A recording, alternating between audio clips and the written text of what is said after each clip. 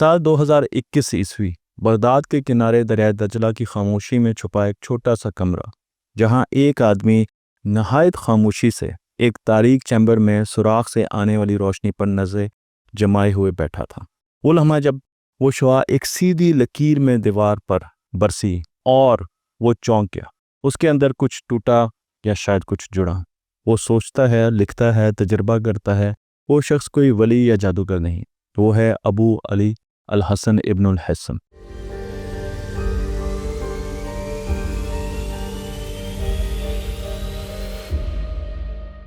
ایک ایسا سائنسدان جو بصارت کے بارے میں روایتی عقیدوں سے اختلاف کرتا ہے اور برسوں کی تنہائی میں وہ نظریہ پیش کرتا ہے جو کہ آج کی جدید آپٹکس کی بنیاد بنتا ہے۔ اس کی کتاب المناظر وہ معجزہ ہے جو دنیا کو پہلی بار یہ سمجھاتا ہے کہ روشنی کیسے سفر کرتی ہے، آنکھیں کیسے دیکھتی ہیں، اور حقیقت کو پرکھنے کے لیے تجربہ، مشاہدہ اور منطق کی ضرورت کیوں پیش آتی ہے۔ لیکن یہ داستان صرف ابن الحسن کی نہیں، یہ کہانی انسان کی ہے، اس انسان کی جو کہ افرینش سے یہ سوال کرتا آیا ہے کہ یہ کیوں ہے، یہ کیسے ہے، اس کے پیچھے کیا قانون کار فرما ہے۔ اس سوال کے ساتھ ہی علم کی کھوج کا آغاز ہوتا ہے۔ یہ ایک ایسی سیریز ہے جو کہ ہمیں علم کے بارے میں بتائے گی اور علم سے ہوتے ہوئے یہ ہمیں سائنس کی طرف لے کر جائے گی۔ تو چلیے جانتے ہیں کہ علم یاد کی گئی معلومات یا کتابوں کی جلدوں میں بند نظریات نہیں ہیں۔ یہ دراصل وہ شعلہ ہے جو انسان کو تاریکی سے روشنی کی طرف لے کر آتا ہے، جو خوف سے فہم دیتا ہے اور تجزیے کی طاقت کا سفر جاری رکھتا ہے۔ ہم اگر تاریخ کے گرد ہٹا کر دیکھیں تو ہمیں ہر تہذیب میں علم کی یہی تڑپ نظر آئے گی۔ وادی سندھ کی تہذیب جو آج کے پاکستان کی پہچان ہے، کوئی خاموش ماضی نہیں ہے، بلکہ ایک سائنس دوست معاشرے کی زندہ مثال ہے۔ موہنجو دڑو کی گلیوں میں موجود نکاسی کا ایک بلند منظم نظام، ہر گھر میں پانی کی رسائی، وزنی پیمائش کے مختلف قسم کے اکوپمنٹ، اینٹوں سے معیاری تعمیر، ہمیں بتاتی ہے کہ یہ لوگ دنیا کو صرف جیتنے نہیں سمجھنے کے لیے بھی کوشاں تھے۔ یہاں مشاہدے کو اہمیت دی جاتی تھی، یہاں عملی تجربے سے سیکھا جاتا تھا، اور یہی سائنس کی روح ہے۔ اس طرح چین میں کنفیوشس نے سوال اٹھایا کہ اچھا انسان کون ہوتا ہے اور کس بنیاد پر علم نافع بنتا ہے۔ یونان کے تھیلس نے بھی یہی بات کی کہ دنیا کے عوامل کو فطری عناصر سے سمجھا جا سکتا ہے۔ پھر سقراط آیا جو سوال کرنے کو علم کا پہلا زینہ سمجھتا تھا، اور سقراط نے کہا، میں کچھ نہیں جانتا مگر یہی میری سب سے بڑی دانش ہے۔ افلاطون نے مثالی دنیا کا تصور دیا اور ارسطو نے تجرباتی سائنس کی پہلی بنیاد رکھی۔ جب یونان کے چراغ بجھنے لگے تب دنیا کی روشنی مشرق کی طرف سے آئی۔ بغداد، دمشق، بخارا، سمرقند اور قاہرہ میں وہ لوگ پیدا ہوئے جنہوں نے علم کو ایک عالمی سرمایہ بنا دیا۔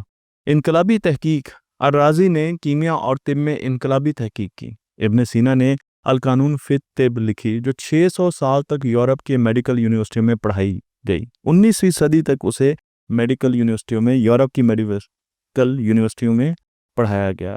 البیرونی نے زمین کے رداس کی پیمائش کی اور ڈائیمیٹر بھی کیلکولیٹ کیا۔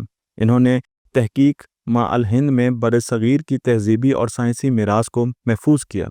یہ وہ لوگ تھے جو مذہب، فلسفہ، سائنس اور مشاہدے کو ایک دوسرے سے متصادم نہیں بلکہ ہم آہنگ سمجھتے تھے۔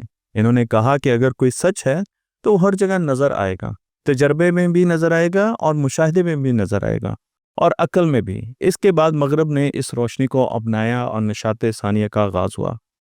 فرانسس بیکن نے تجرباتی سائنس کے طریقہ کار کو واضح کیا۔ ڈیکارٹ نے منطق اور شک کی بنیاد پر علم کی تطہیر کی۔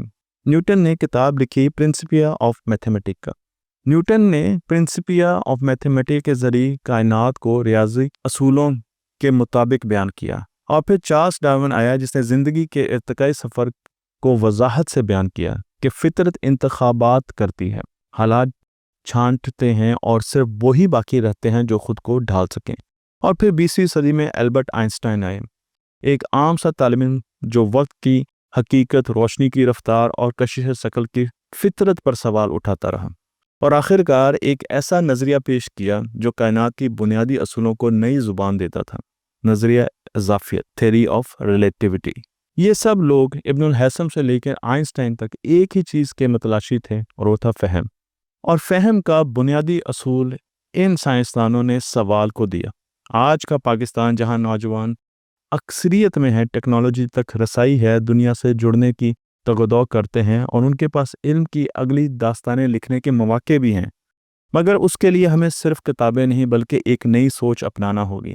ہمیں اپنے بچوں کو یاد دلانا ہوگا کہ امتحان میں کامیابی کافی نہیں، بلکہ اصل کامیابی یہ ہے کہ وہ سوچ سکیں، پرکھ سکیں اور خود سے سوال کر سکیں۔ علم اور فہم کی کھوج کی تلاش، اس سفر کا آغاز ہم نے شروع کیا ہے۔ ہم سائنس کو صرف ایک مضمون کے طور پر نہیں بلکہ ایک ذہنی روش کے طور پر دیکھیں گے۔ ہم یہ سمجھیں گے کہ علم ہے کیا اور کیسے حاصل کیا جاتا ہے، کیوں ضروری ہے اور کس طرح یہ ہمیں ایک بہتر فرد، بہتر معاشرے اور بہتر قوم کے طور پر سامنے لا سکتا ہے۔ اور ہم یہ بھی دیکھیں گے کہ مذہب اور سائنس کو کیوں الجھایا جاتا ہے۔ ہمارے بڑے بڑے مقررین اور ہمارے بڑے بڑے عالم دونوں طرف کے، وہ کیوں نہیں چاہتے کہ سائنس اور مذہب ساتھ چلیں؟ کیا اسی وجہ سے ہم پیچھے تو نہیں رہ گئے؟ کیا اسی کنفیوژن کی وجہ سے آج ہم جس زیب و حالی کا شکار ہیں اس کی بیسک وجہ وہ تو نہیں؟ تو آئیے اس سفر کا پہلا قدم اٹھاتے ہیں۔ یہ صرف دریافتوں کی کہانی نہیں، یہ فہم کی پیاس ہے، سوال کا جنم ہے اور اندھیروں میں روشنی کی تلاش ہے۔ آئیے آج کھوج لگائیں، اور کھوج کی شروعات اور اس سفر کی شروعات ہوتی ہے پہلے سوال سے۔ سوال ضرور کیجیے۔ آپ کا سوال کیا ہے؟